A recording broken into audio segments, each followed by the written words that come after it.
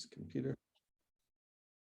Okay, so welcome to Ann Lane, and we will do some brief introductions, and then I'll let Ann get started and do a setup for everything once we're ready.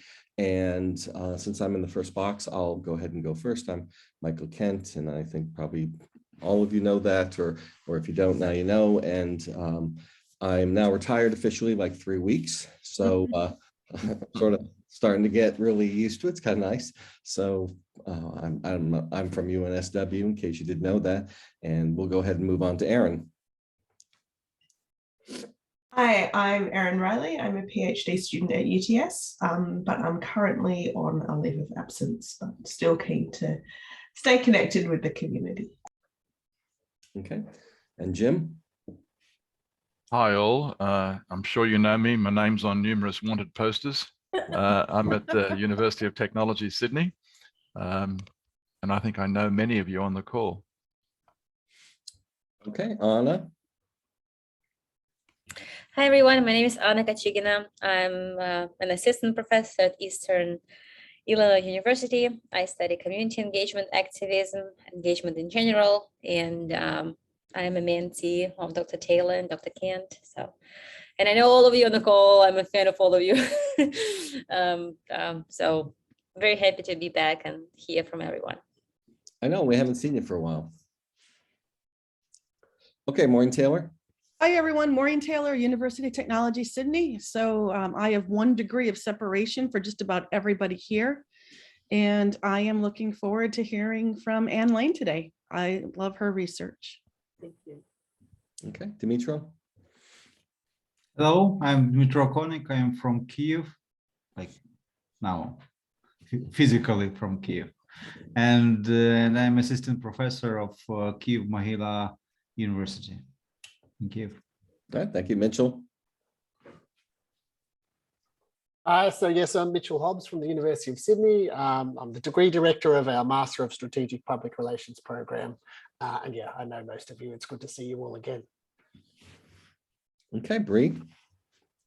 Hi everyone, my name is Bree Hurst. I am at the Queensland University of Technology with Anne, and I'm the subject area coordinator for the PR degrees. Okay, thank you. Chris. Hello everyone, I'm Christine. I'm assistant professor at Loyola University Chicago, based in Chicago, and I'm so much looking forward to hearing the storytelling today. Great to see you again. Okay, I don't know if that was me. Kate. Hi, I'm Kate Fitch at Monash University in Melbourne. My news is I have 1 very busy week before I start my 6-month sabbatical, so I am very excited. Bravo. Shima. Hi everyone, I'm Shima, a last year PhD student at the University of New South Wales. Professor Michael Kent is my supervisor. I'm interested in activism, issue framing, and network building. I'm really looking forward to the lecture today. Okay. Yoshi. Hello everyone, my name is Bhupesh Joshi. I'm a final year PhD student at UNSW Sydney. I'm looking at the 2 fields of public relations and development communication to improve communication programming in international development. I look forward to the presentation today. Thank you. Okay, good. Hal? Hi, this is Hao. I'm right now at the University of Minnesota, but will join as a lecturer at the University of Melbourne. Met a lot of you during ICA. We're so great to see you again, and look forward to Ian's lecture. Okay, Kim, you were driving. I don't know if you'll be able to talk, you said, but if you are, go ahead. If not, we can see if Sonia wants to do an intro. You're muted. Sorry, I was running late, so apologies if you called my name earlier. Nope. I could have got away with it then. I'm a PhD student, and I look at organisational listening, organisational storytelling, so also very excited to hear from you, Anne. So thanks for this session. Okay, thank you. And so as I mentioned, Kim's driving, so I'm assuming she's not going to be joining us for an intro, but she says she's listening in. So let's go ahead and move on to Anne, and she can get us rolling today. Wow, Wow, what a fabulous intro, and what a train of great minds to latch onto. So thank you very much, all of you, for being here this morning. I was a little bit concerned. I thought, gosh, you know, at this point in the semester, everyone is so busy. And for those of us in Australia, it is the end of semester one. So we've got marking and moderation and all of that insanity to deal with. So when Michael rescheduled the presentation to this week, I thought, I'm going to have to really lift my game here.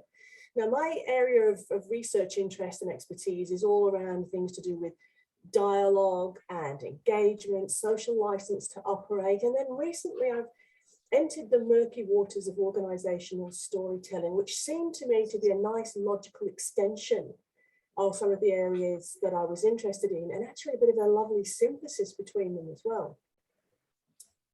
So I dived into the literature and had a bit of a swim round and came up with some ideas which I thought I would share with you today. And I'm going to try something a little bit different with you, and I hope you'll bear with me on this. I'm actually going to use a storytelling approach to the presentation, and I'll tell you a little bit more about that as we go along. So here we go with the screen share. Now, I don't know about you, but with my students, this last few semesters when we've been working online almost exclusively, I have had a bit of a rule. If you want to join in, feel free to do so. If you don't have to. But every time someone says, "Can you see my screen?" you have to drink. It can be tea, it can be water, it can be whatever, but you have to. Similarly, if at any point we have to remind someone to say, "You're muted." 2 drinks.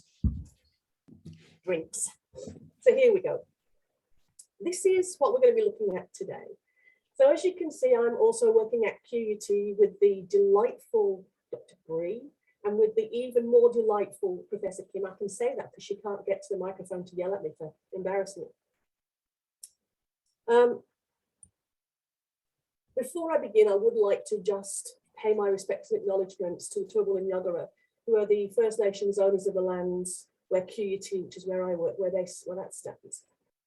And I pay respect to their elders, laws, customs, and creation spirits. I recognise that these lands have always been places of teaching, research, and learning. And I acknowledge the important role that Aboriginal and Torres Strait Islander people play within the QUT community. And I acknowledge particularly from my research their exemplary history of storytelling. So, in the best traditions of storytelling, are you sitting comfortably? Then I'll begin. And for those of you who are really old, you will know that was the start of a radio segment where Auntie used to read stories to little kids. Yes, radio and live broadcasting. So here's what we're going to be looking at as we travel through this wonderful new countryside of organisational storytelling. I'm going to start off with talking about what is a story. It's one of those terms that we assume we all share a common understanding of, but I'll make sure. Then I want to think about why stories are engaging, which is my new perspective that I'm bringing to this. I'm thinking about what that means for the translations of storytelling generally to an organisational context. That will give us the chance to talk about how organisational storytelling can become engaging and what that means for the theory and practice of public relations. But as I say, for me, the experimental side of things is I'm going to be using a storytelling framework. Now, this is in no way meant to kind of downplay the credibility and the authenticity of the research I'm about to present to you. But you know what? I reckon there are some pretty dark times around the world at the moment. And if we can use just a slight dash of storytelling to lighten the mood a little bit and get all your neurons firing, let's give it a go. So to begin with, my interest was in developing a theory of organisational storytelling. And strangely, there doesn't seem to be much round about that at the moment. And I thought, you know, what I want is a theory that is robust, that will withstand challenges. And that brought to mind the story of the 3 little pigs, you might recall. And one of them built a house of straw, one built a house of sticks, but the successful one who kept the wolf away was the one who built a house of bricks. So I wanted to build a theory of bricks. So to do that, I followed the theory development approach suggested by Fisher et al. And they talked about, this is how you do it. This is a nice, interesting way that I thought was very suitable for me and what I wanted to do. So it says you start off with the identification of this new or underlying phenomenon. I thought, that's it. That's organizational storytelling. And their approach here was to look at that phenomenon through various theoretical lenses and then come up with one of them that would really explain what was going on with that phenomenon. And so as the theorist, you move from those specific phenomenological observations to a theoretical observation, but there's no real need at this point to draw on the traditional analysis of empirical data. I like the sound of that. I thought this is challenging and it should result with something that is really quite solid. So, once upon a time, there was a little story, and it was a very happy little story. But one day it went out into the big wide world where it saw, wish I could do sound effects here, but never mind, the organizational context. And the little story said, I'd like to go work there, but I don't think I'm strong enough or smart enough. But it began to weep softly. Suddenly, a wise old woman appeared. Yes, that's me. I'm taking on the role of the wise old woman because I am supremely qualified for that. Why not a fairy? It's the lack of wings, Dimitri, I'm afraid. Yeah. Why are you weeping, little story? She asked. The little story explained, and the wise old woman listened carefully. Jim, this is where you come in. While she simultaneously, because we know how this goes, filled in a grant application form. You're a good little story, said the wise old woman. You come from good rootstock. Tell me more about yourself. Well, said the little story, I'm an offshoot of storytelling more generally because I want to be an organizational story. So to understand where I want to go, we really do need to understand first what storytelling means.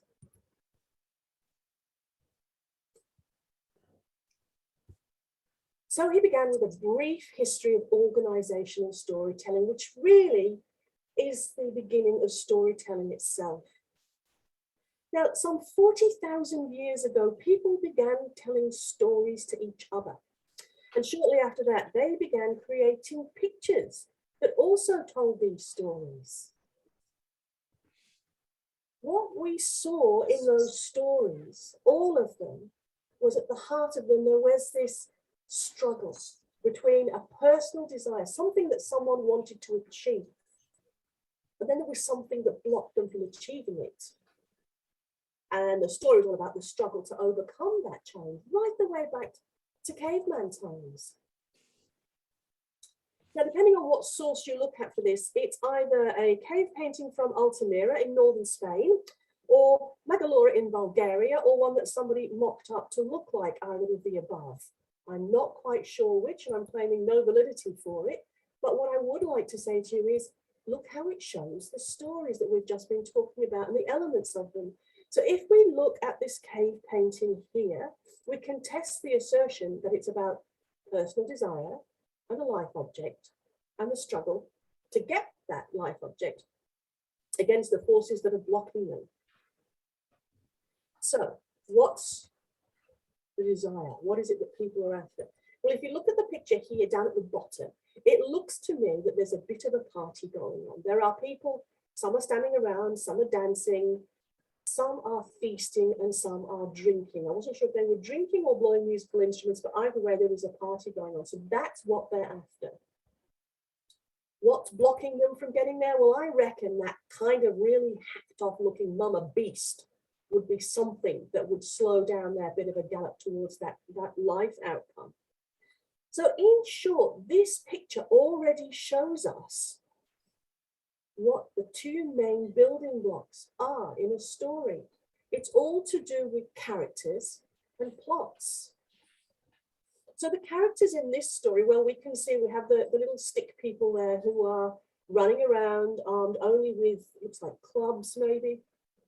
And they're the heroes. They're going out against this villainous creature who they are going to bring back to people who are happy and joyous and grateful But there's also, I'm just going to point out to the couple of dudes who probably are the villains or the jokers or the tricksters who are sitting down having a lovely time by the fire and not contributing anything. And I'm sure we've all come across characters like that, but they are definitely keeping away from the danger of the hunt. So here are two main building blocks of stories. We have characters and we have plots. Let's look at those each in a bit more detail. So the characters, we're probably familiar with these even now through movies and even TikToks. I've been assured about that. So we have the hero, the villain, we have the wise person, we have those who are the anti-heroes, we have the people who are the villains. And it doesn't matter where you look, you will find archetypes such as these. And their purpose in a story is that they are both recognized by the audience, and sometimes audience members will actually identify with them. You know, they'll see themselves as a hero facing a struggle, or they might see themselves as the wise person who's there to lend a hand to someone that needs it. But either way, it allows the audience this kind of vicarious entry into the story. And it allows them to make judgments. Now, normally, you know, don't judge, don't judge. In stories, you not only can judge, you probably should.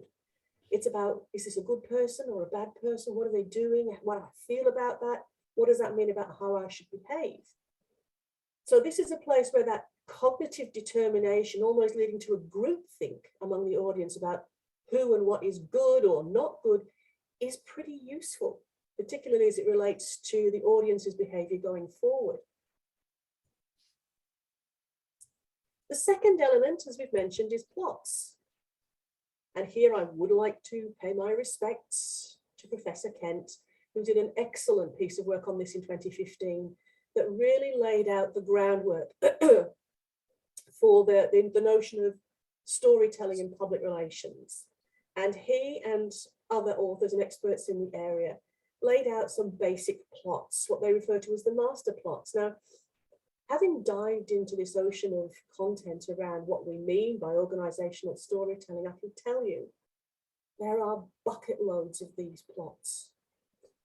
Some people have quoted up to 500 of them, but when you start looking at them, they're pretty much variations on very similar themes. So they can probably be condensed down to something to do with desire and adversity or challenge and triumph. And that ties in nicely with that idea of having a life objective, something that's stopping you getting there and finally, hopefully, getting there. What I noticed as I started to read more and more about storytelling was there was this interesting tendency, and that's to have the story arc, the overarching theme, that would be most often the quest. That would be a really nice example to use. So if that's your master plot, then some of these other plots would nestle quite comfortably within that and kind of propel the journey of the quest further along. So for example, you might have stories about, oh, you know, on this quest, I had to overcome this monster. Or on this quest, I had to rescue someone or something. So they're not mutually exclusive. In fact, I would argue that there are some of these that really do deserve the labeling of master plots because they are so encompassing.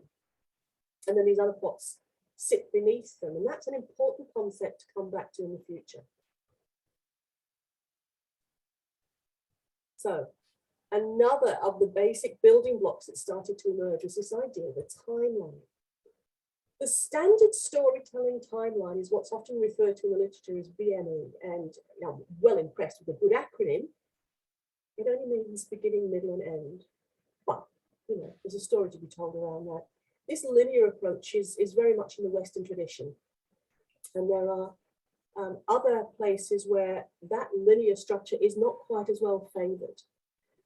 What we see, for example, in Indigenous storytelling in Australia is particularly they will have almost like flashbacks, flash forwards, but ultimately there is a linear strand underneath it all that helps you make sense of these flashbacks and flash forwards. So it's not necessarily that they are mutually exclusive. You can still have interrupted timelines, non-linear timelines, but they still tend to be linear in form and function eventually on some level. The next thing that we see in stories is the idea of that happy ending. And sometimes that triumphant conclusion isn't there. And it's quite a powerful storytelling device to deliberately miss the end. Primarily because, of course, it allows for the return of the story, chapter 2, or it might invite commentary by the audience to fill that gap. Narrative tension is a particular device that makes stories different from other forms of communication that anyone uses. So that narrative tension is, you hope for that linear progression in some way. You hope for the resolution of that tension between someone wanting something and having something that's in the way. And you really hope that they reach their happy ever after, but it's not guaranteed. And that tension, that edge of your seatness, is replicated so often still in modern storytelling, in films, for example, where you think, well, of course I know what's going to happen here, and it doesn't. And that really does keep you involved in the story. The second sort of additional building block is this idea of the telling part of storytelling, the enactment of storytelling. And that's where we come across the use of specific language devices. And it's interesting, even when people talk about how stories are told in common language, in the vernacular, there are still story signals that come through the use of language. We also get a lot of sensory descriptions in stories to make them seem authentic and valid and realistic, if not real. You know, you might get descriptions of what a place looks like or sounds like or smells like, and that encourages you to really enter into that storyscape. Storytelling can also involve lots of different props, if you will. So there could be costumes. I love the Japanese kabuki theatre for things like this, the facial expressions, the makeup, even the way people stand. They all tell you about something to do with that character. And changes in any or all of those items can really indicate a change or development in the story. And then finally, the combination of that is the setting of the story. We've already mentioned the use of language within stories, but it signals the start of a story too. So when someone says to you, once upon a time, or in a galaxy far, far away, you know what's coming. You know it's going to be a story, and that invites you to enter into a particular receptive mindset. Again, it also adds to that feeling of authenticity. This is a place that you know you're going to be going to, which in some ways regards a bit of a willing suspension of disbelief. So if we synthesize all those ideas so far, start to come up with a working definition of storytelling, which is really appropriate when we're coming to create a launch pad for understanding organizational storytelling. So storytelling so far uses these characters, plots, timelines, all these things. And these are referred to in the literature as narrative devices and storytelling discourses. That's the shorthand for all those phenomena.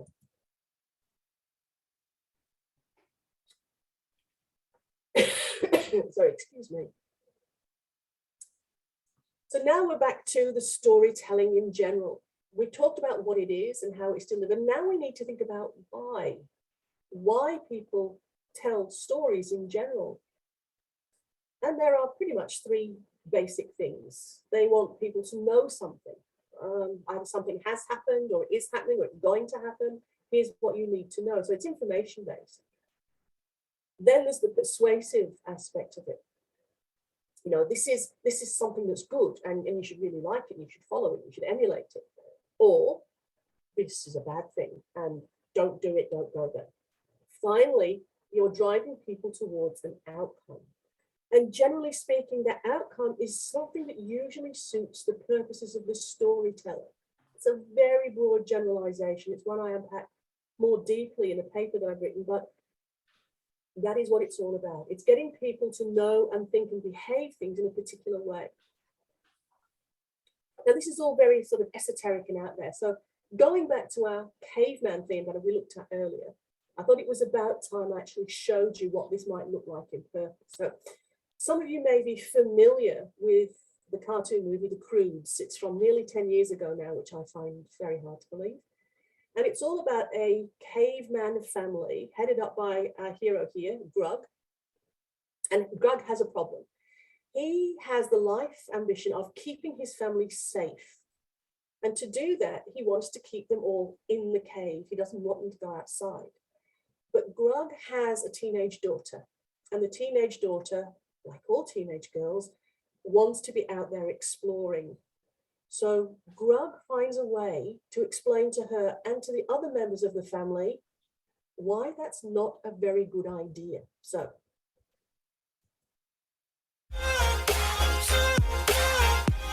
that's a good idea. How about a story, huh? Oh, yeah, tell us a story.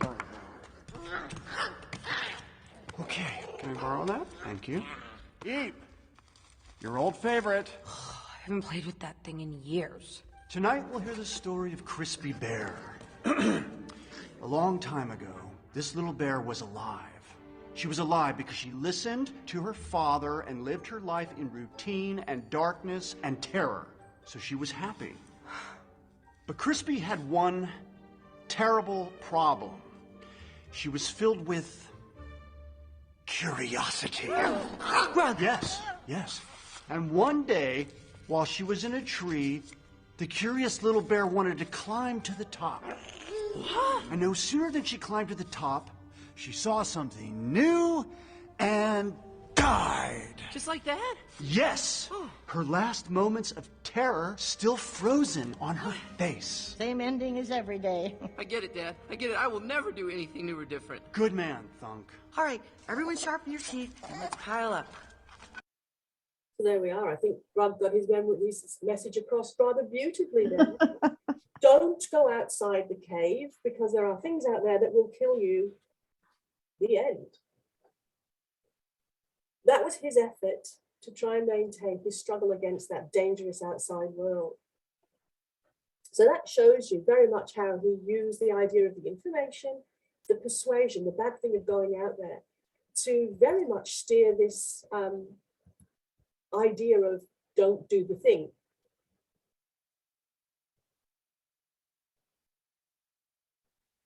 So the little story, remember him? Yeah, okay. Had stopped crying. The wise old woman said, okay, now I know a bit more about you. Let's take a closer look. If we can find a theory that relates to who you are and what you do, we'll know what more you need to add to succeed in the organizational context. Fair enough, said the little story, and it stood nice and still while the wise old woman looked at it through a series of theoretical lenses. Hooray, said the wise old woman. I think I found something. Look.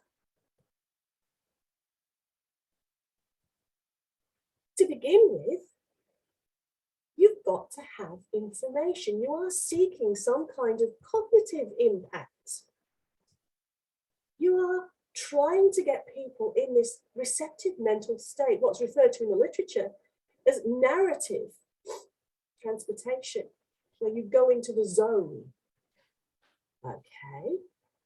Then you get them to respond emotionally.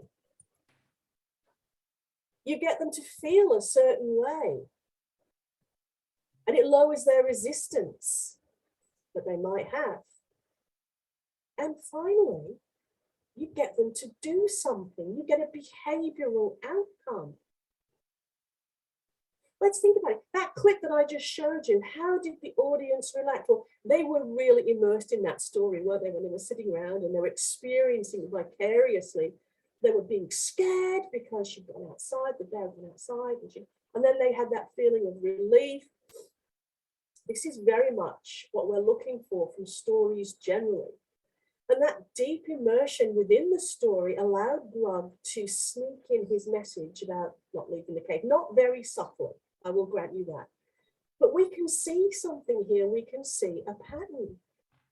So what we see is in fact, come on, you can do this. an example of stories that have a cognition impact and an affection impact. And those two things together combine to induce this psychological state, which is narrative transportation.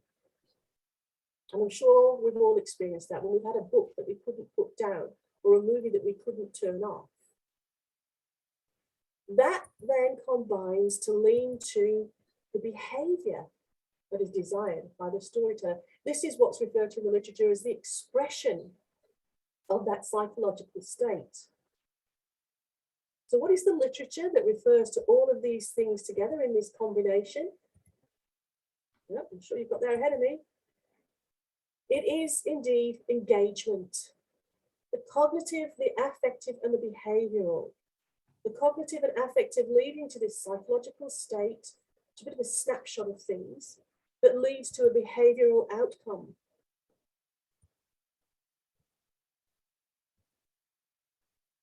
Now, there are a lot of people that have done a lot of work on engagement, and one of them is listening to this broadcast and probably gnashing her teeth as I speak, but there's an awful lot of people out there that have said there is this tripartite combination of the cognitive, the affective, and the behavioural elements.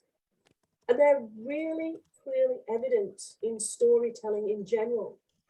And in fact, Chabeli was the one who talks about how we can picture them and imagine these elements as that psychological state together with that behavioural expression. So all together, that combination comes through as being engagement. And that's what I'm proposing is our theoretical frame of reference to consider storytelling. Let's go back to our house of bricks. So it took me back to this early theory building approach and getting that theoretical house of bricks and making sure that it's nice and strong. And I'm thinking, yeah, okay, we've now got engagement. There's our existing theory. Maybe we could argue that storytelling is in fact a form of engagement, uses all sorts of cognitive and affective devices to engender this psychological state, whether that state is pleasurable or difficult or even scary. And that leads to a behavioural outcome, which obviously is something that the storyteller wants to see happening.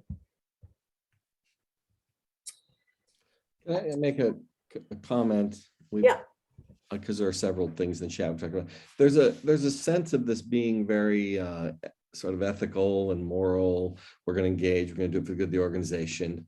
But at the same time, as Mitchell noted earlier in the comments, is that you've got also people using these, creating these ideological messages and evoking fear and making people afraid.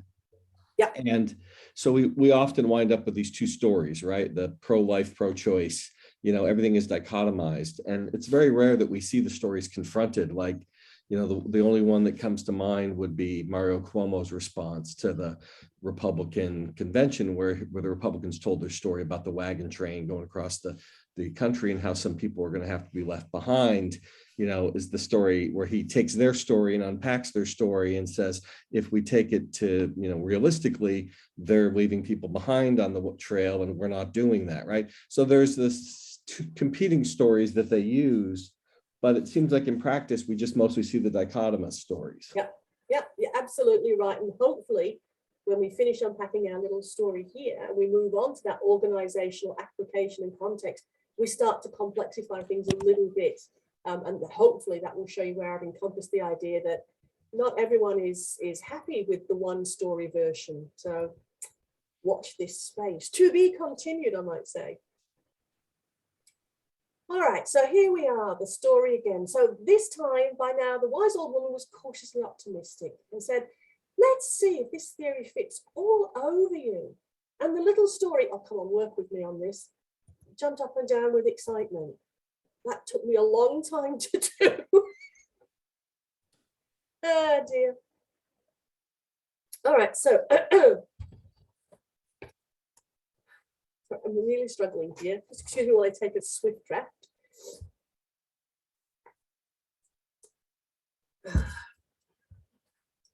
So we start to look at the elements of the story through the lens of engagement.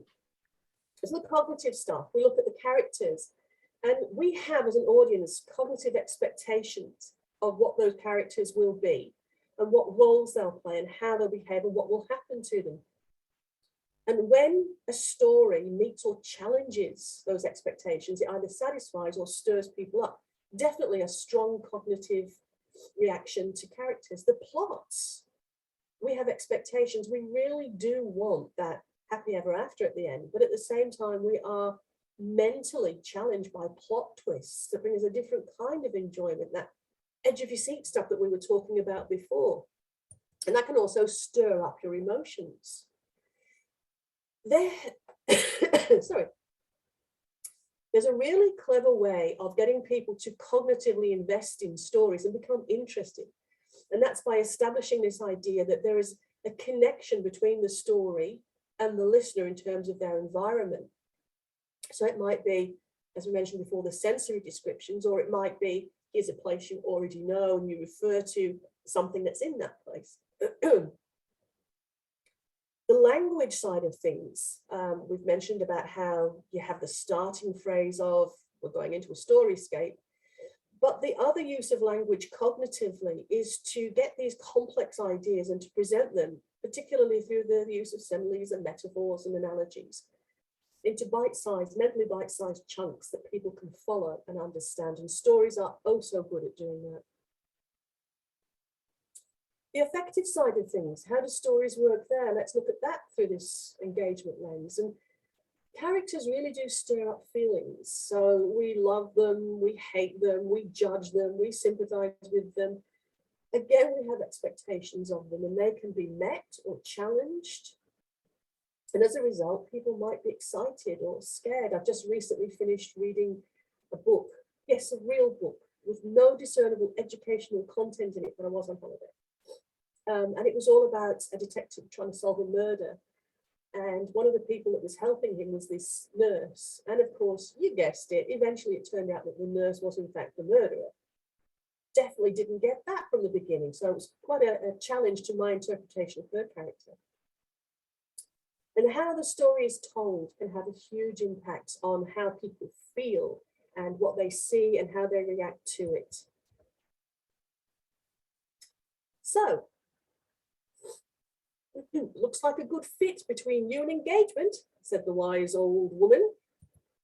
Now we can properly define you and start thinking about what you need to do to work in the organisational context. She waved her magic wand. Not so much with the illustrations, hey? And a definition appeared. So this is where we kind of conclude the first part of our discussion, which is about what is storytelling. So synthesizing everything down, it took me to storytelling is communication that deliberately, so it is done deliberately, uses these narrative devices and storytelling discourses to cognitively and affectively engage audiences. And it results in desirable, from the storyteller's point of view, audience behavior. Wow, said the little book. Sure looks like me. And he turned a page in excitement. So this now is where we transition from a general discussion of stories in the social context through to storytelling in the organizational context. Organizational storytelling means stories told by organizations, right? Said the happy little story. That means I can just start being in an organization in their context. Not so fast, little one, said the wise old woman. But why? Don't organizations have communications already? Asked the little story. Oh yes, said the wise old woman. And some will even dress up and say they are stories, but they're not. You do very well in your own community, but there are things you will need to acquire if you are going to succeed in your quest to become successful in the organizational context. Said the little story. Surely I must be a bit like the stories in the organizational context. Oh, you are, said the wise old woman, but they are also different in some important ways. They have monsters to deal with in the organizational context that you might not be familiar with, and you will have to overcome them. Monsters like audience indifference and resistance to what you are telling them, contrary and conflicting discourses, people who don't think well of you, and audiences who forget things as soon as you tell them. Oh no, said the little story, who was getting a bit tired and cranky. That sounds terrible. You're supposed to be the wise one around here. What do I already have that will help me become an organizational story? What more do I need?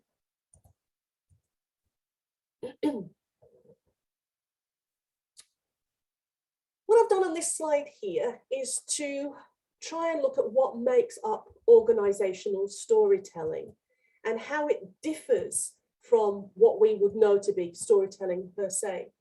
And it's a bit difficult to pull this all together because there's a lot of stories told about what storytelling is in the organizational context, but there's not a whole heap about how that looks when it's being applied. And of course, until you've looked at that, you can't really understand what it is and what it's trying to achieve and how it does it. So an organizational story must include those narrative devices that we talked about, the storytelling discourses. That's why they're in green, because they're already coming to us from the storytelling tradition. But to make it work for organizations, you have to adapt those stories. You know, you can't just go in there and start talking about dinosaurs and dragons and things. The stories can come through in a number of different ways, different media and different channels. They can be spoken or signed through the sign language or written. They can be drawn, but in the organizational context, there are challenges in the use of the written form.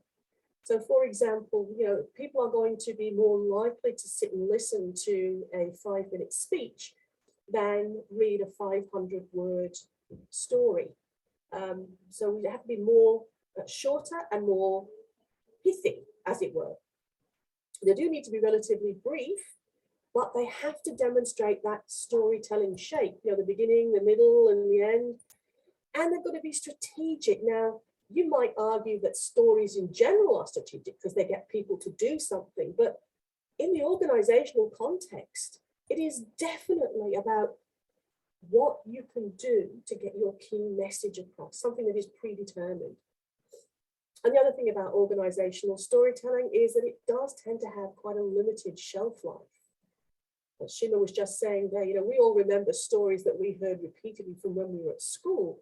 But with organizational stories, they tend to be told once to a specific audience.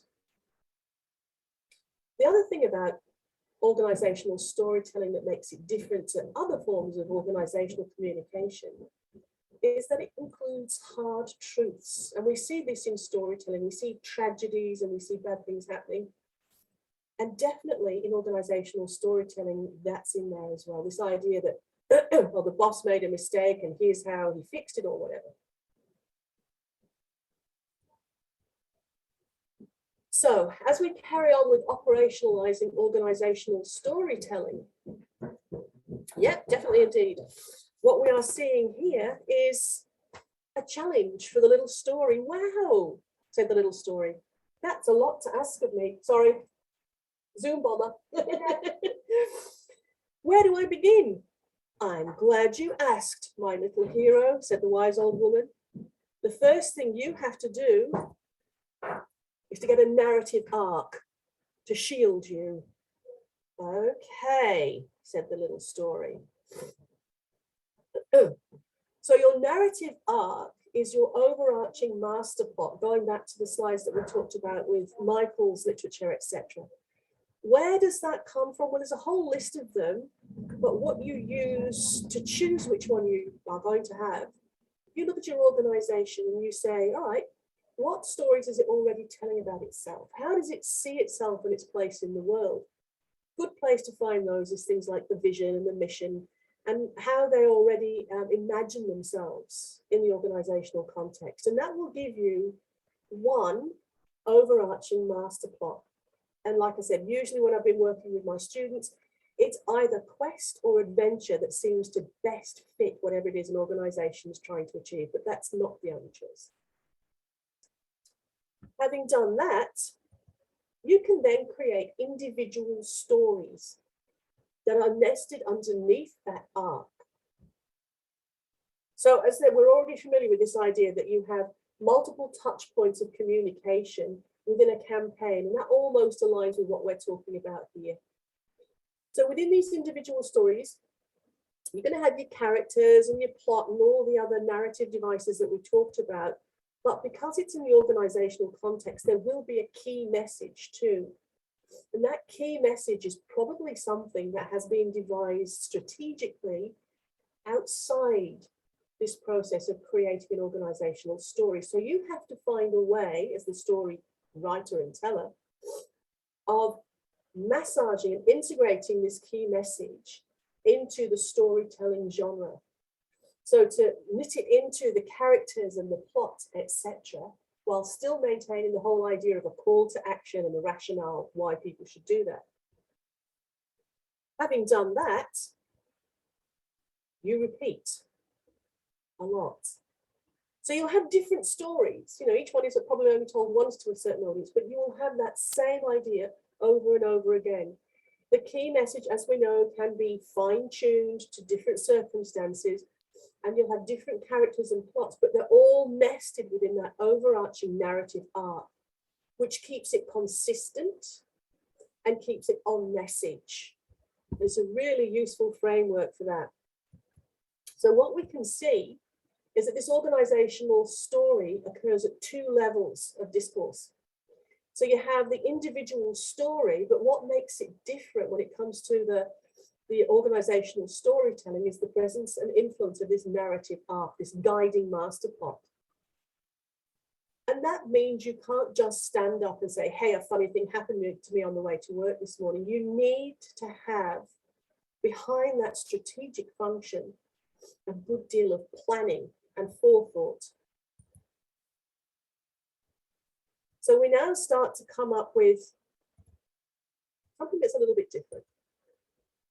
We begin with our definition of ordinary storytelling, and now we see that it needs to be planned.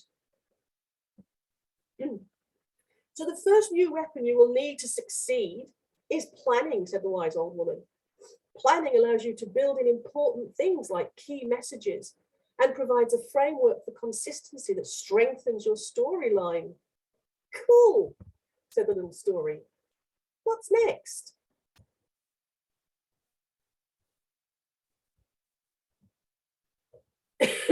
Well, said the wise old woman, choking gently, don't forget you've still got the weapons from your storytelling heritage, narrative devices and storytelling discourses, the wise old woman reminded the little story, but you might need to reshape them here to fit better in the organizational context. They don't respond well there to communications that overtly feature dragons and, for you, Dimitri, fairy godmothers. Next, you'll have to think about who you aim these weapons at. In other words, who are your audiences? Unlike storytelling in general, organizational storytelling might involve trying to get to an audience that doesn't want to hear you. And this is a big difference with organizational storytelling. Sometimes you are trying to reach hostile audiences. Sometimes you're not dealing with people who are attuned to listening to you. Some lovely stuff coming through on the chat box. Right, so the little story. Let's see what happens here. So storytelling, and organizational storytelling in particular, has been perceived since early times as being something that managers do.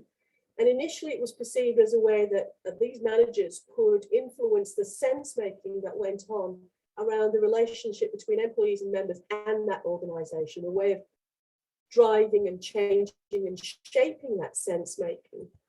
So it's not surprising that when we start thinking about the telling of stories to external stakeholders, it's for a similar purpose.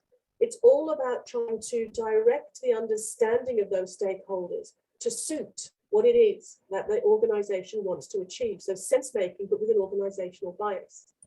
But at this point, I do need to point out, I am aware that there are stories told between stakeholders about organizations. And the reason that they look a bit different is because that's not actually organizational storytelling per se. These are what I refer to in my paper as wild or informal storytelling and story sharing. They go beyond the scope of what we can cover in this presentation, but oh, I think there's some juicy stuff to be looked at there. And the influence.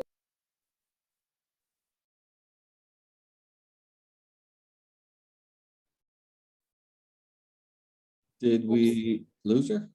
I think so. I think someone muted out there. Yeah, Okay. that's okay. She's back. Are you back? Good to go? Looks like it. Maybe it's a part of presentation. Yeah, of course it was. It was the drama and the tension. Exactly. Good pick up, Demetra. I like that. Drama. So now we can see our developing definition of the organizational storytelling. And we've now brought in this idea of audiences that are internal to the organization and outside it, which hasn't necessarily been the case. Right. So the I don't know if you want to, sorry, I don't know if you want to share your slides again. I They're need not to share them, do I? Thank you, sweetheart. I appreciate that. Thank you, Anna. It really did kick me off quite wholeheartedly, didn't it? Good. How's that? Yep, good. The screen. Oh, right. Carry on. So the little story says, I think I can see what's coming next. It's about how organizational stories engage cognitively and effectively, isn't it? Yes, said the wise old woman, and you should recognize a lot of this. So how do organizational stories engage cognitively? Well, they use signaling devices to talk about the beginning of a story being used for organizational purposes. And I found quite a few examples of these. Richard Branson, the head of Virgin, was telling a story about when they set up in London in 1984, bang, classic storytelling start, place and time. Gives the idea that a story is beginning, but also anchors it in reality. That sets people's expectations. When they hear that signaling, they go, oh, okay, I remember the last time I was told a story and I got this real good feeling from it. So those expectations are set around characters, plots, outcomes, etc., fueled by that previous experience. This means that the brain relaxes. So people then enter into this mentally receptive state. And there are all sorts of fascinating reasons for this. I've been reading a lot more than I should about how listening to stories increases the levels of dopamine and oxytocin in humans, both of which lead to these sort of pleasurable feelings. So previous experiences of listening to stories in other contexts may well flow on here, and people who could otherwise be resistant to stories told by organizations kind of fall into that lull. The cognitive connections. So organizational storytelling invites cognitive connections by using, as we said before, those familiar places and situations. You may hear references to certain things in the tea room and people go, oh, I know that. And so it connects that cognitively. They'll also rely on cognitive connections to characters.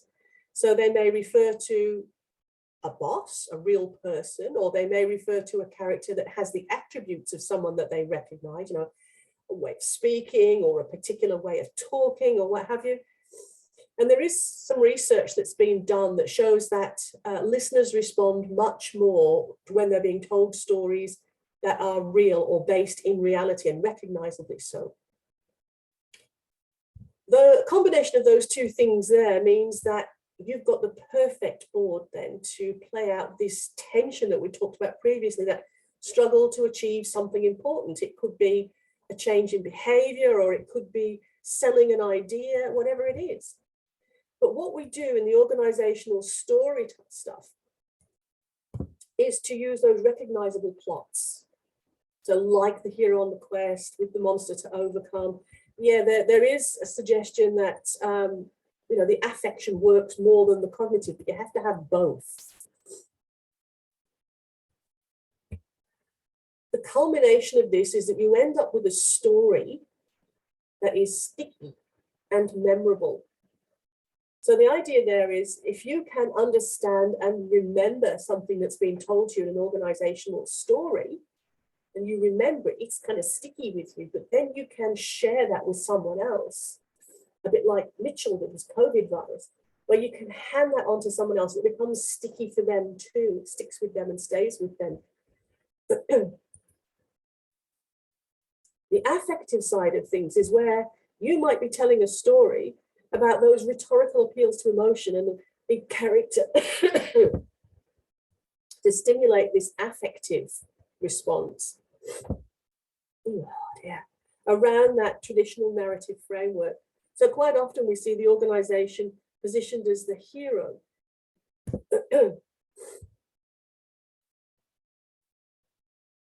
Or the underdog. This one I've seen quite a few times when I started looking at them, the idea of, you know, we're only small, but we're punching above our weight and we're doing really good things. That seems to come through quite a lot. And I think it's particularly, again, there's another research paper in this, prevalent in Australia. We do like a good underdog. Whatever it is, the organization is fighting against something, against these terrible odds, this big bad villain. And then, of course, they get help. They get help. It could be from that kind mentor, or it could be from someone in the audience. And this I've seen used particularly to good effect with organizational storytelling. The idea that they don't quite come to that conclusion. They say, this is the mess we're in. You're the experts. You operate the machinery or whatever. What can we do? So altogether, what we end up with is something that engages. And the reason that it engages, or the purpose of its using this engagement, is that it does overcome that stakeholder indifference and resistance. There's an awful lot of research out there that talks about how audiences in general are so resistant to organizational messages because they've seen them all, they've heard them all, they've been let down by them all. But taking this storytelling approach, I think this is probably the golden age of opportunity for this, will quite often overcome the resistance and that indifference. We also see that storytelling is really good to help organizations co-orient with their audience. For the most part, it's about getting stakeholders to co-orient with organizational agendas and objectives, for the most part. Get everyone singing from the same hymn sheet.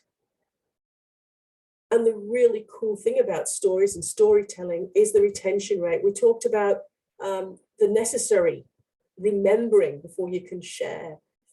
And the remembering, excuse me, of organizational stories versus death by PowerPoint is more than 70% higher.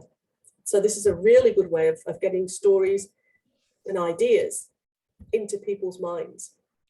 Do you want to take a break for a second? Get some water or I something? wouldn't mind one, yeah. Hang on.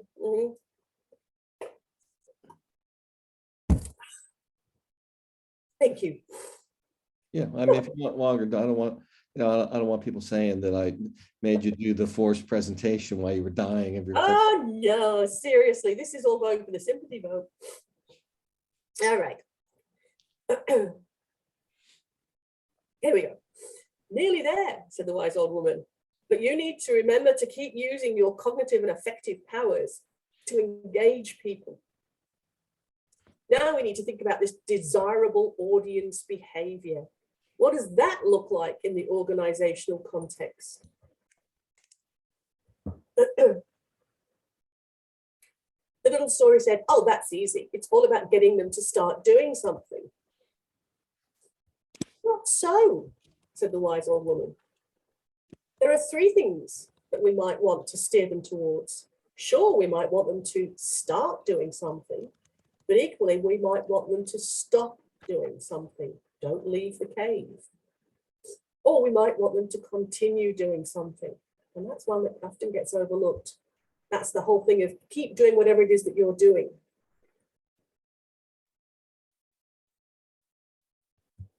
Ultimately, whatever behavioral route we take, we are seeking to achieve organizations' goals and objectives. That is the purpose of organizational storytelling as it stands. Okay, so the little story. I can see it now.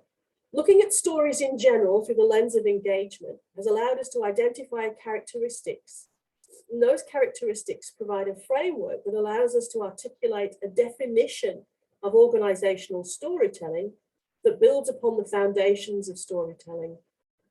It's like, I don't know, building a house of bricks on solid foundation. I don't suppose you could show me an organizational story that does that.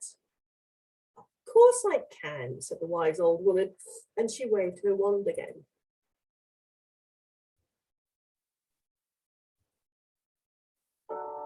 I'm just going to pause this here.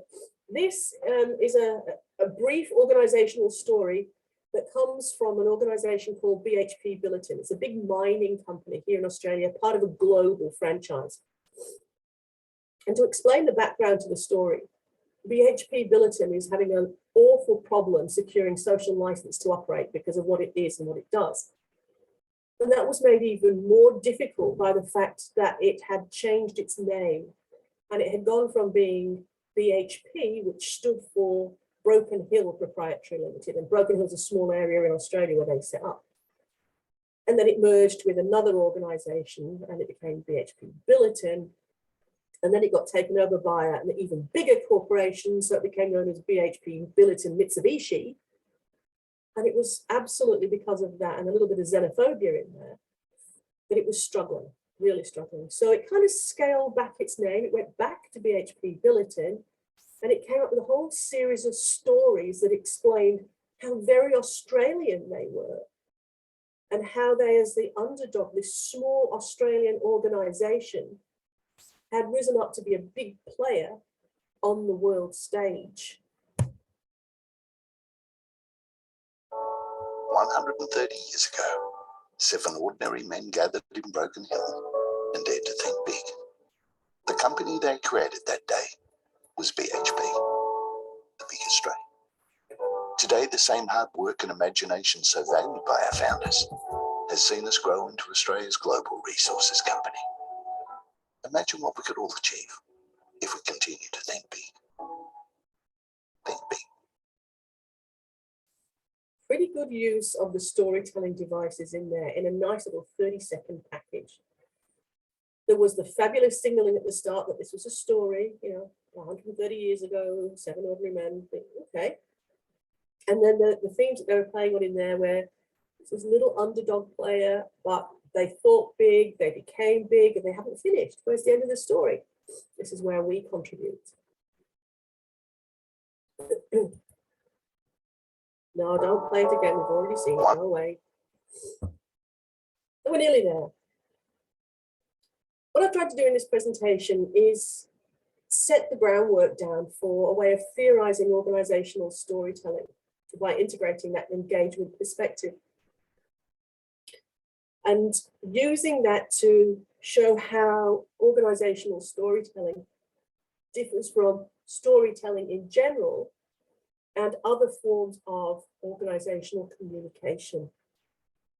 So I reckon it's a fairly promising start.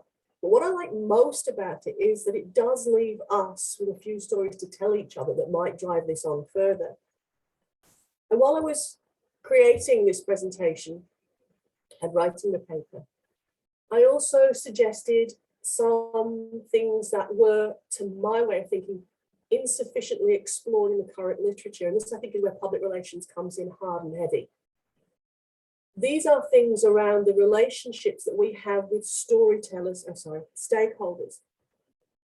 And I don't think there's a discipline that's in a better position than us to drive this through as we are understanding and evolving the concept of organizational storytelling. It has been very much about stories as organizational devices that are very instrumental, very functionalist approaches to storytelling. But in fact, storytelling, when it's perceived as being a form of engagement, is a big area that's left unexplored. And that's very much about how we bring in the stakeholders' voice. So it's how do we get our stakeholders to contribute their stories? I think there's a couple of ways we can do this. We can tell other people's stories to the organization. That must be done genuinely and authentically and respectfully. And it's not easy, it really isn't. Or we could perhaps help stakeholders to tell their stories to organizations. That's a possibility too, to help them. There's a saying that, everybody can tell a story. Well, I don't think that's true. Everybody has stories, but to be able to tell them with impact to a difficult audience, that probably will need some help and support, and that could come from us. But finally, and I think this is our biggest challenge, how can we get organizations who are so used to telling the stories and driving the agenda, how can we get them to listen to the stories of others when those stories might not be as strategic and organizationally buffed and polished as their products, when there might be lots of stops and starts and inconsequential details and going around the houses to come back again? How can we get organizations to listen? And I think that's where Jim McNamara comes in. Right, made it to the end. I scarcely died at all. Thank you very much for bearing with me through all the sniffles. Now, I could see there was lots going on in the chat box, but I thought, if I take a break, I might not come back, which is what the university is trying to tell me, I reckon. So let's have a look at, I saw some fascinating stuff that was going on to do with myths and myth busting. And there was some stuff in here about, Orwell 1984. Qantas's Spirit of Australia. So is there anyone who's put something in the chat box that would like to speak up and draw me attention to it, get a conversation going, tell me a story? Look, I have a genuine question, and that was really important work.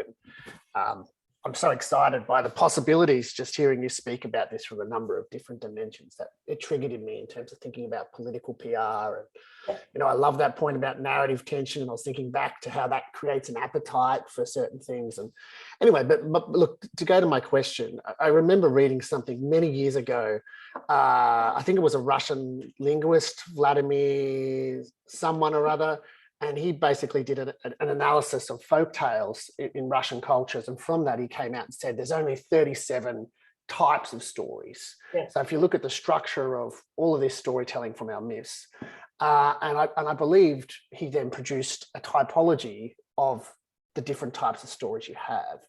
Is this potentially the endpoint of your work where you can go through and say, okay, in terms of master plots, in terms of grand strategies, that can be mobilized by corporations, do we have an endpoint, a typology where there are only so many different types of master plots an organization can tell? Like you can't have everyone say they're the underdog like BHP did, the underdog who made good, which sort of resonates with Australia. But is that something you're doing with your work? Are you creating this typology of master plots for organizations?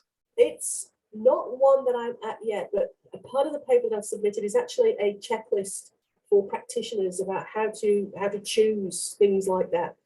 I agree there is probably work to be done to identify which are the most suitable master plots to produce that narrative arc. But what I really like is the fact that we don't have to have an overly reductionist approach. If we say, okay, if that is your master plot, what about all the little subplots? They all fit nicely underneath there. So I love the idea of maybe having a palette that we choose from for the master plots. Some will be more useful than others. How you decide what makes it and what doesn't, I don't know. There are some that will work and some that won't. But then you have this massive long trail of fabulous, maybe culturally specific, maybe linguistically specific subplots that support that ongoing master plot. So yeah, I think there's a lot to be looked at from that.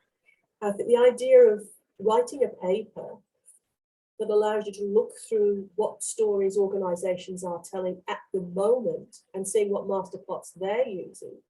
There's a couple of people who've tried it. I hope I'm not offending anybody. I don't think it's been done particularly well or particularly rigorously, but I think it would be something that would feed very nicely into that. We could start off with the Russian author. Dimitro had his hand up next, I think. Yep. Oh yeah, thank you. When we're talking about storytelling, sometimes and you mentioned that we are telling stories because we want somehow to influence people, to tell them what to do or in which directions they should behave or practice. But sometimes some actors wanted to just to hide, to not to influence directly, but just to hide the truth. I'm so sorry that I'm like looking from my perspective, because as we are in the war and for sure we're very interested in how propaganda works. For example, Russians, they're spreading the misinformation, disinformation. They don't believe by themselves what in information they're spreading. They know that nobody believes in their information, but they still continue to disseminate those stories just to hide the real truth. Yeah, you know, absolutely. Yeah, I think so how it fits in your theory. The one thing that I wasn't able to sort of squeeze into everything with the time that we've got is all the variations on the theme. And it taps into some stuff that Michael was talking about earlier as well. There is this tendency to gloss over the fact that stories can be used for purposes that might be ethically challenging. And I think this would fall into it.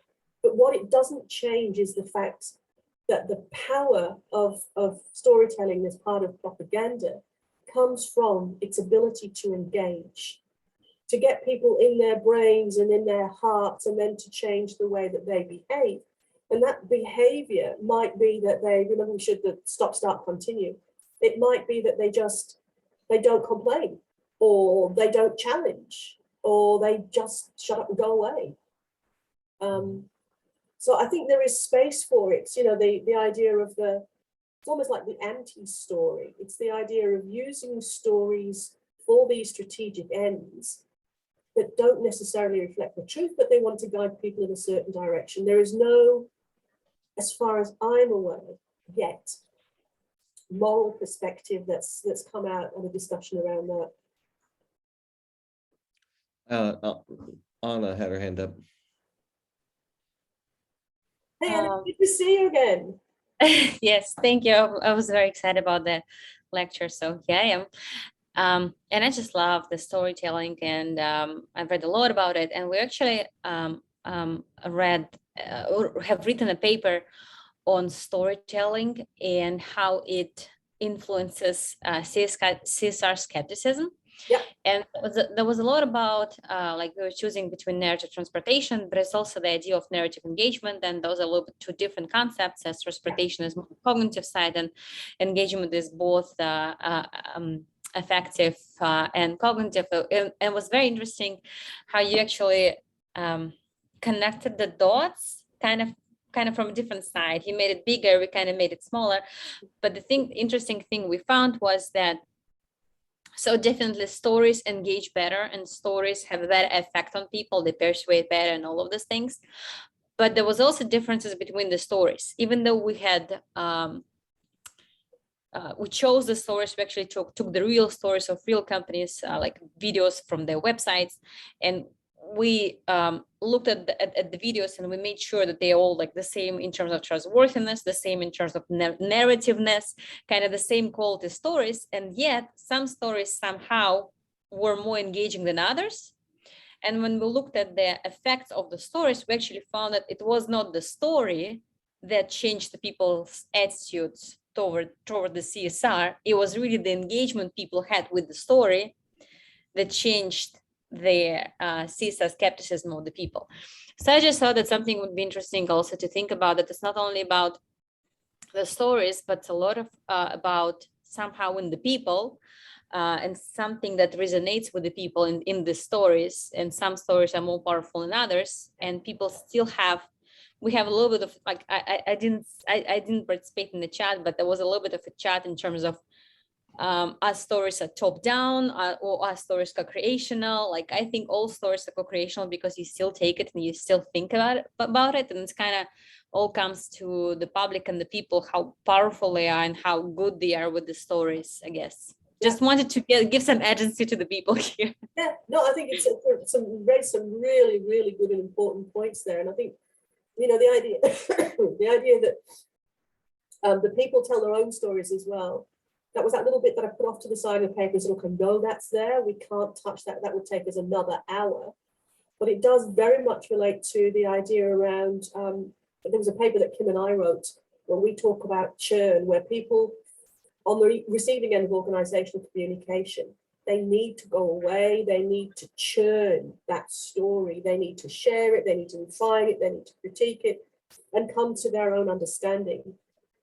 So it's a really rich environment, I think, to look at from all sorts of different angles. I love the idea of having a look at how the different impacts stories have on different people. And I think it's one of those areas that BHP really did do it very well, talking about the idea of keeping it local as part of their Think Big. One of the adverts I couldn't show you because we didn't have time was where they told the story of how they helped these various communities, local communities, communities in remote and rural and regional areas, Indigenous communities, lots of little story points with these different heroes and characters and what have you, but all supporting that narrative arc of being almost the underdog with the heart, beautiful combination of characters. There's some cool stuff in what you're talking about there that I think synergizes nicely with the ideas that I've presented today. So thank you for sharing. I appreciate that. We talked about some cultural issues too when you were in the comments and stuff. I know earlier you had on your slide something about sort of having a conclusion, the denouement at the end of the story. And I noted in my own notes, that's actually a very Western thing. So that's not necessarily true in every culture that you have to have that. Yeah. But on top of that, we have this idea of archetypes, which are universal. And, you know, I've taught in, you know, when I was teaching in Latvia, I remember we talked about archetypes, and I told the students to go out, you know, go look at the speeches from your leaders, you know, over the course of the next week, political leaders. And they came back and they were like, they were all there, you know, the same archetypes. But at the same time, Shima notes that you've sort of got this option, though, to not use the archetypes, to use like the local metaphors that don't transcend the groups, that actually give you control of the message and allow you to sort of shape it for your own groups. So I think that this is also something worth considering is how that gets played out. Yeah, totally. I have tried to make inroads to sit down with some local Indigenous populations in Brisbane to find out about their storytelling history. It's very, very difficult. And I think they're probably a little bit burned out by people coming and poking them and saying, share your wisdom, and they don't get anything from it. But I'm not going to give up. There are some fascinating, like I was saying, when the non-linear approach they have to storytelling. With, you know, we start off at the end here, and then we go back to explain how they got there. Oh, this bit in the middle happened here, but then that happened at the end. But before we got there, and it's just to see how that works and how it, through those jolting progressions, it maintains that level of cognitive engagement much, much higher than a simple thing where you're lulled into that thing of, I know what's coming next. So, yeah. Anna's got her hand up again. I just want to say that, I mean, to that, Dr. McNamara had left, but I'm just really so much looking forward to your collaboration, because that listening part and that inclusion of stories part, I'm just fascinated by this. I think that can be very, very interesting, very, very useful. So I just wanted to say it. And when I looked at writing that paper, which is the one I actually want to write, I can't do that until I've got like a background of paper in there that allows me to bounce off. So as soon as that's up, the next one's in the pipeline. Totally agree with you. Okay. Anybody else? Yeah, look, I have one more because this is just too good. Just too good. I'm sorry. Like, I just saw John Hartley do a presentation last week at UCID on grand narratives, right? And he was talking about the Rand Corporation who have hired him to do a bunch of research. And he's looking at the Chinese grand narratives versus the Western grand narratives. And it got me thinking, like, well, a grand narrative is a type of story. So is there some way, can you just talk to that difference between what is a narrative and what is a story, and is one inside the other conceptually? How do these two concepts relate to one another? So my way of thinking, and this would just come from my own deep dive into the literature and what's formed as a result of that, that narrative stuff is at that meta level, and it guides the production and the direction and the form and the function of the individual stories. If you are telling a story in isolation, it can well draw on a master narrative and present almost like an operationalization of it, an enactment of that grand master narrative without actually presenting it per se. But I think that's where organizational storytelling will differ excuse me, from storytelling in general, because unlike organizational story has to have that guiding platform, that whole idea of the, like I said, with the campaigns, it has to have that overarching thing, and then you can bubble about above and below and around it. You can be colored by it. You can be influenced by it, and it will keep you on message. It's not a key message itself. But I do think that the stories will always in some way reflect a master narrative. It was a bit like that, you know, I showed you the path where you have the master narrative over the top of the quest. The number of times the quest came up when I was looking at organizational stories was incredible. And then along their journey, they had to beat off the government with its legislation. They had to fight unethical competition. They had to come up with this magic potion, which was their product. It was pretty much there all the way through.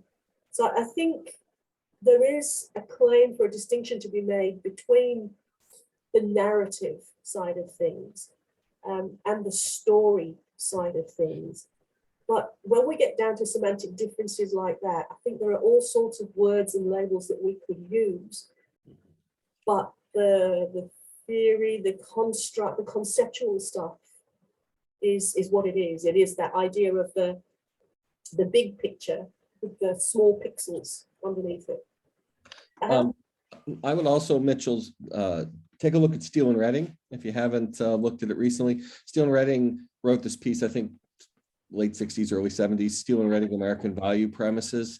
And they went and critiqued, you know, like 10 years of presidential rhetoric and political rhetoric. And then they put together a list of American value premises.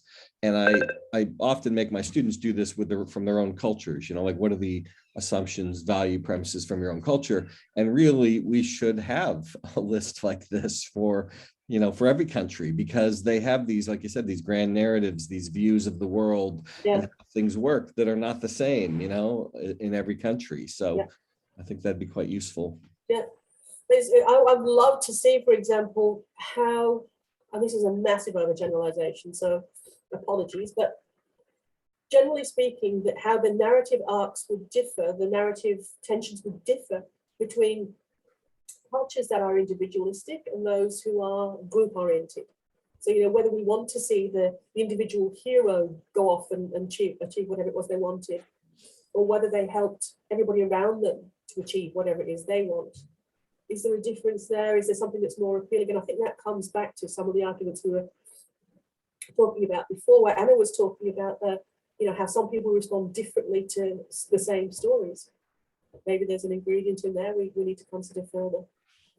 Shima, you want to go ahead and go? Yes, I just want to say another way of looking at the stories. In my thesis, I'm using symbolic convergence theory, which assumes that all human communication is in the form of stories, and we are communicating and we are having ideas in the form of stories. So all organizations have narratives, and these narratives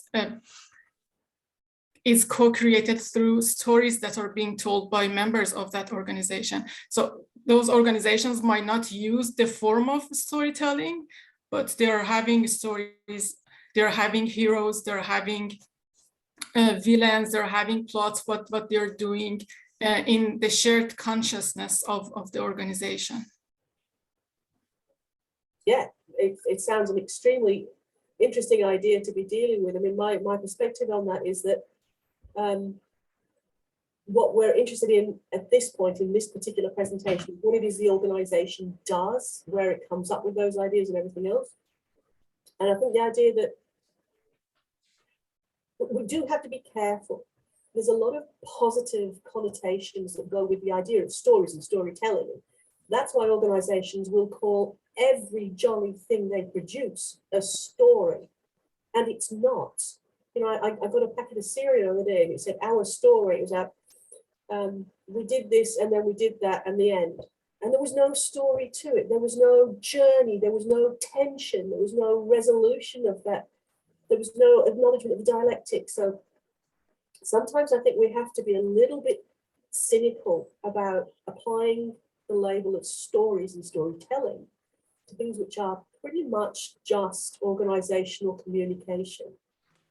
Once we make that distinction and we can go, okay, this is what we're looking for. We are looking for evidence that they've got the hero and they've got the quest and here's the monster and what are they aiming for. It allows you then to compare apples with apples and like with like. It is quite challenging when you, I know you know this, but yeah, for everybody else, when you go into the literature and you see how many times organizations claim to tell stories when in fact what they're doing is they're reading out financials or they're just saying we've had this experience. That's not a story. A story has to have that tension, that drama, that will they, won't they? There has to be some uncertainty there which has a resolution. Otherwise, is it even a story? Now, I'm a grandma, as you probably saw when granddaughter number 1 came in to say goodbye to me. I've got 8 grandkids. I spend a lot of time telling stories. And I know damn fine that if I don't give them a story that has exactly those ingredients in, they'll be like, that wasn't very good.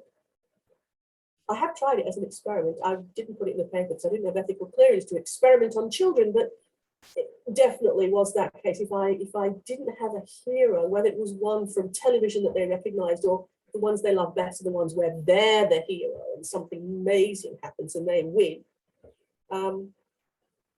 Yes, stories that aren't stories, that don't conform, run a very real risk of being counterproductive.